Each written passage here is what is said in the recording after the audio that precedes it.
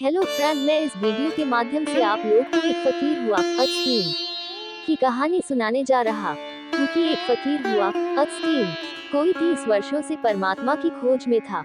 भूखा और प्यासा, रोता और चिल्लाता और प्रार्थना करता, एक क्षण का विश्राम न लेता। जीवन का कोई भरोसा नहीं है, परमात्मा को पा लेना है। तो सब भांति के उपाय उसने किए। बूढ़ा हो गया था, थक गया था, परमात्मा की कोई प्राप्ति न हुई थी। कोई दूर, परमात्मा निकट नहीं आया।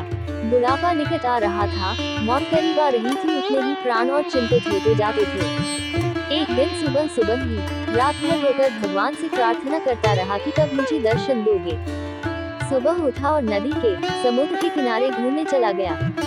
सूरज उगने को था, किनारा एकांत था समुद्र का, कोई भी वहाँ न था।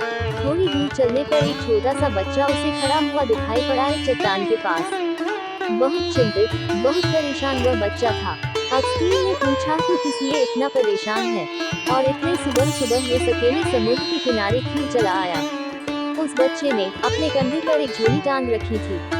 उस झोली में से एक बर्तन निकाला, छोटा सा बर्तन, और उसने कहा, मैं परेशान हूँ। मैं इस बर्तन में समुद्र को भर लेना चाहता हूँ, लेकिन यह समुद्र भरता ही नहीं।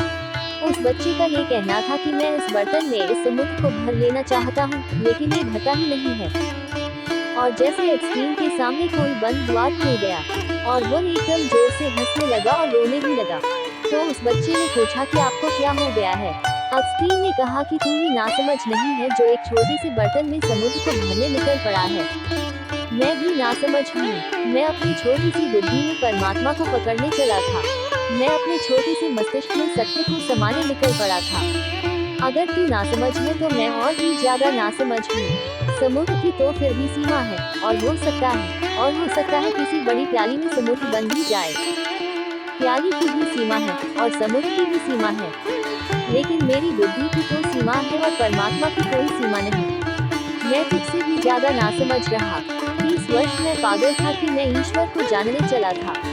30 वर्ष मैंने गनवाए, रोया और पीड़ित हुआ। अनेक बार परमात्मा को मैंने दोष दिया कि तू कैसा निर्दय और कठोर है कि मैं रोता हूँ, मेरे आंसू कुछ तक नहीं पहुँचते। और आज मैं समझ पाया कि मेरी भूल वही थी जो तेरी भूल है। मैं परमात्मा की खोज छोड़ता हूँ। मैं परमात्मा को जानने का पागलपन छोड़ता हूँ। गुल नाचता हुआ वापस लौट आया अपने आश्रम में। वहाँ के और सन्यासियों ने कहा, क्या तुम्हें परमात्मा मिल गया जो तुम आज खुश हो, जो कि 30 वर्षों से कभी मुस्कुराते नहीं देखे गए, आज नाचते हो। क्या तुमने उसको पा लिया? क्या तुमने उसे जान लिया? अस्तीन ने कहा, उसे तो मैंने नहीं पाया, लेकिन अपने को खो दिया। उसे तो मैंने नहीं जाना, लेकिन अपने जानने के पागलपन को मैं समझ गया। और जिस क्षण मैंने ये दौड़ छोड़ दी और जानने का ये भ्रम छोड़ दिया, उस क्षण मैंने पाया, वह तो सामने ही था, वह तो सामने ही है।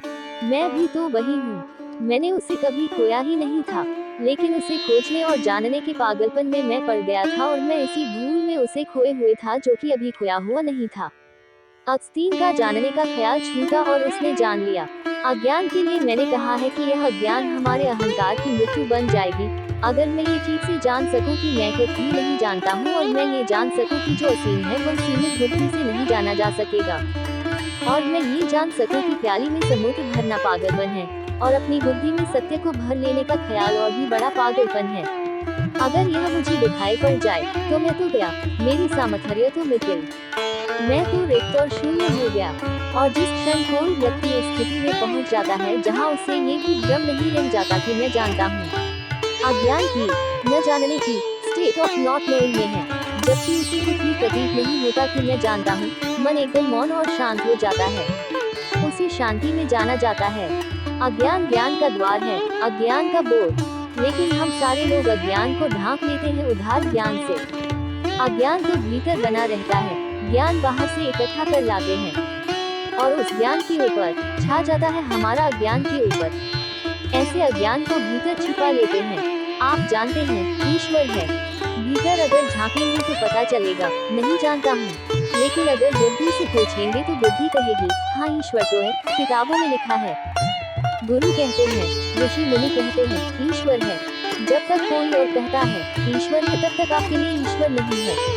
जिस दिन आपके प्राण जानेंगे उसी दिन होगा, उसके पहले नहीं हो सकता। तो हेलो फ्रेंड, आप लोग को यह एक फकीर थी। कहानी कैसी लगी? अगर इस कहानी से कुछ सीखने को मिला तो एक बार प्यार से हमारे YouTube चैनल को सब्सक्राइब जरूर कर लेना जी। आप लोग को हमारे वीडियो को देखने के लिए दिल से धन्यवाद धन्यवाद धन्यवाद।